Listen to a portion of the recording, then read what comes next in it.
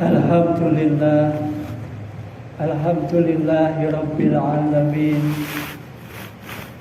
Huwallazi khalaqal mauta wal hayata liyabluwakum ayyukum ahsanu amala. Asyhadu an la ilaha illallah wahdahu la syarikalah wa asyhadu anna Muhammadan abduhu wa rasuluh la nabiyya ba'dah. Allahumma salli wa sallim wa barik ala Muhammad wa ala alihi wa ashabihi ajma'in. Faqala Allah Ta'ala fil Qur'anil Karim, a'udzu billahi minasy syaithanir rajim. Bismillahirrahmanirrahim. Inna aradnal amanata 'alas samawati wal ard wal jibali fa abaina ayyahmilnaha wa asfaqna minha wa hamalahal insan innahu kana zaluman jahula. Al-ayah. Sadaqallahul azim.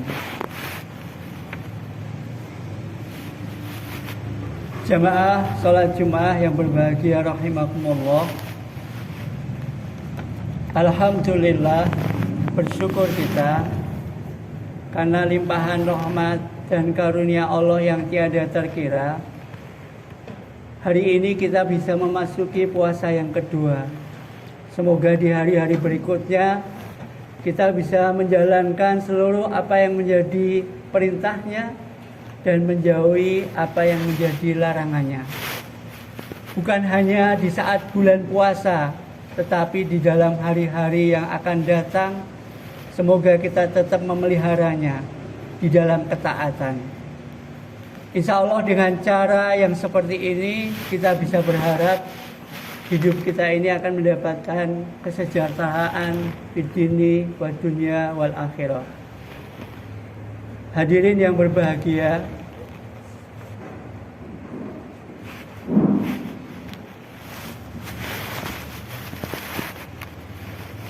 pada hakikatnya hidup ini adalah amanah.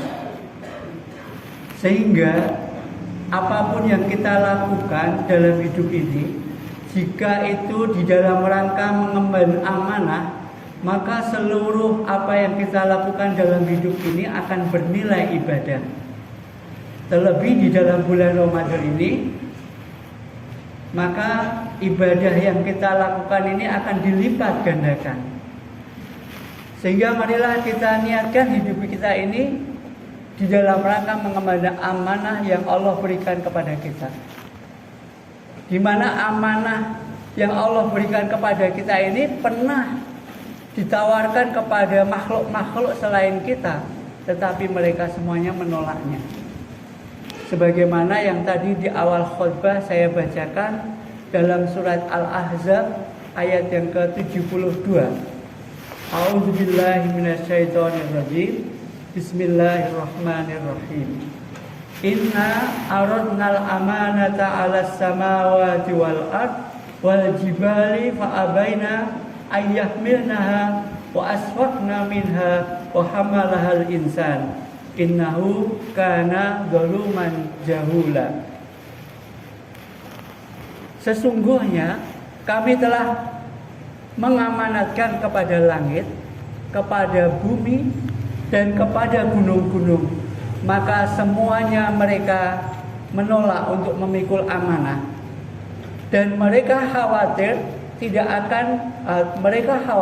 akan mengkhianatinya. Amanah yang dipikulnya itu kemudian manusia menerimanya. Sesungguhnya manusia itu amat zalim dan amat bodoh.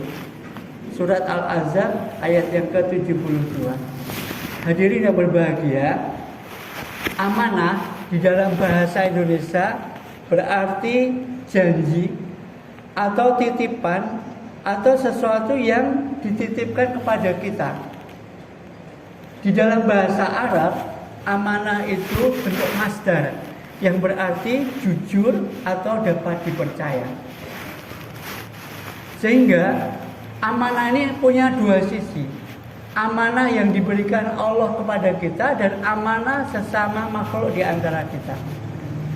Yang amanah kepada Allah, dari Allah kepada kita itu yang tadi dibacakan dalam surat Al-Ahzab ayat yang ke-72 ini.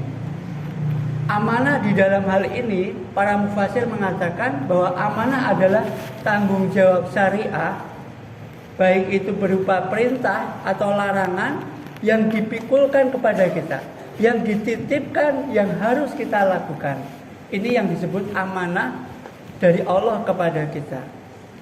Artinya seluruh apa yang diperintahkan oleh Allah, seluruh apa yang dilarang oleh Allah, itu adalah amanah yang harus kita emban. Yang ini pernah ditawarkan kepada gunung, kepada langit, kepada bumi, tapi mereka semua menolaknya. Tetapi kita manusia sudah terlanjur menyanggupinya.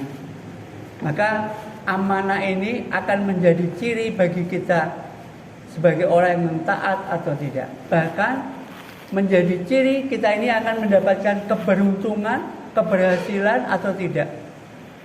Menjadi orang-orang yang muflisin, orang-orang yang beruntung, sebagaimana dalam surat Al-Mu'minun dikatakan qad aflahal mu'minun. Sungguh beruntunglah orang-orang yang beriman itu, yang bersedia menerima amanah tadi, yang mengakui amanah Allah kepada kita tadi, dan kemudian dia menjaganya. Sebagaimana dalam surah Al-Mu'minun tadi, dalam ayat yang ke-8 Allah melanjutkan, walladzina hum li amanatihim wa ahdihim ra'un. Yaitu orang-orang yang mengemban amanah dan memenuhi janjinya. Hadirin yang berbahagia, amanah ini letaknya dalam hati. Kita sudah terlanjur meletakkan amanah yang Allah perintahkan, Allah larang itu dalam hati kita untuk menyanggupinya. Hati kita ini sangat kecil, tetapi hati kita ini bisa seluas samudra. Bahkan kedalaman hati seseorang itu bisa melebihi gunung, bisa melebihi langit, bisa melebihi bumi. Sehingga kita mengenal ada istilah dalamnya laut dapat diduga, dalamnya hati siapa tahu. Laut yang paling dalam pun dengan teknologi yang canggih bisa kita perkirakan bahkan dengan pasti berapa kedalamannya. Sehingga laut yang paling dalam, misalnya Palung Mariana yang dalamnya 12.000 km atau 12.000 meter, itu bisa dipastikan. Tetapi hati yang kecil sekali itu, dalamnya tidak ada orang yang bisa mengetahuinya. Inilah betapa luasnya hati kita ini. Sehingga hati ini bisa mengemban amanah yang besarnya tidak bisa ditanggung oleh gunung, tidak bisa ditanggung oleh laut, tidak bisa ditanggung oleh bumi. Bahkan Rasulullah pernah mengatakan bahwa baik buruknya kita ini tergantung di dalam hati kita ini.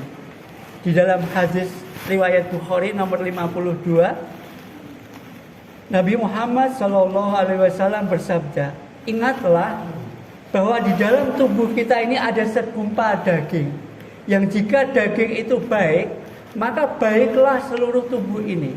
Tetapi jika daging itu jelek, maka jeleklah seluruh tubuh ini. Ketahuilah, segumpal daging itu bernama hati. Hadirin yang berbahagia, seluruh amanah yang diberitakan kepada Allah untuk kita itu harus kita laksanakan. Yang kelak akan dimintai pertanggungjawabannya. Apa yang diperintahkan Allah, apa yang dilarang Allah, itu apa saja. Ini yang harus kita pelajari. Secara simpel, Rasulullah Shallallahu Alaihi Wasallam diberitakan bahwa Rasulullah Shallallahu Alaihi Wasallam itu diperintahkan yang paling pokok itu, sebagaimana dalam surat Al-An'am ayat yang ke-162 dan 163. A'udzubillahi minasyaitonirrajim. Bismillahirrahmanirrahim. Qul inna sholati wa nusuki wa mahyaya wa mamati lillahi rabbil alamin. La syarika lahu wa bidzalika umirtu wa ana awwalul muslimin. Shadaqallahul azim. Katakanlah wahai Muhammad, sesungguhnya hidupku, ibadahku, matiku, sholatku itu hanya untuk Allah, Tuhan semesta alam. Dan demikianlah aku diutus untuk menyampaikan hal ini. Dan aku adalah orang-orang yang pertama-tama menyatakan kepasrahan, ketundukan. Hadirin yang berbahagia, maka amanah yang paling berat ini adalah hidup kita ini. Marilah kita jadikan hidup kita sebagaimana yang diperintahkan Allah melalui Rasulullah. Inna sholati wa nusuki wa mahyaya wa mamati lillahi rabbil alamin. Kita persembahkan bahwa seluruh ibadah kita, sholat kita, hidup kita, mati kita itu di dalam rangka mentaati apa yang diperintahkan Allah dan apa yang dilarang oleh Allah, yaitu Allah Tuhan seluruh sekalian alam. Demikianlah Allah menegaskan kepada Rasulullah, kamu diutus untuk menyampaikan hal ini. Hadirin yang berbahagia, terlebih di bulan Ramadan yang penuh kemuliaan ini, bulan di mana setiap amal itu dilipat gandakan, bulan di mana yang sunnah diberi pahala sebagaimana pahala wajib, yang wajib dilipat gandakan sesuai dengan kehendak Allah. Maka marilah kita jadikan bulan puasa ini bulan sebagai pemenuhan janji-janji kita kepada Allah, yaitu untuk senantiasa mentaati apa yang menjadi perintah Allah dan menjauhi apa yang menjadi larangannya dalam hidup kita, dalam ibadah kita, dalam sholat kita, bahkan dalam kematian kita pun.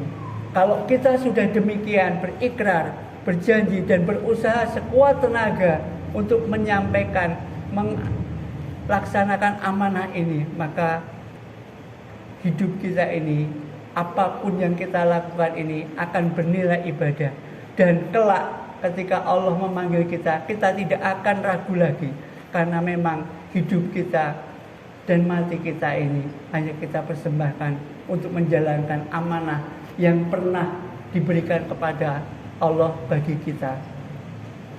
Sehingga kita yakin kita akan menjadi orang-orang yang la'allakum tattaqun, orang-orang yang benar-benar bertakwa. Barakallahu li wa lakum fil Qur'anil azim wa nafa'ani wa iyyakum bima fihi minal ayati wa dzikril hakim wa taqabbala minni wa minkum tilawatahu fastaghfiruhu innahu huwal ghafurur rahim.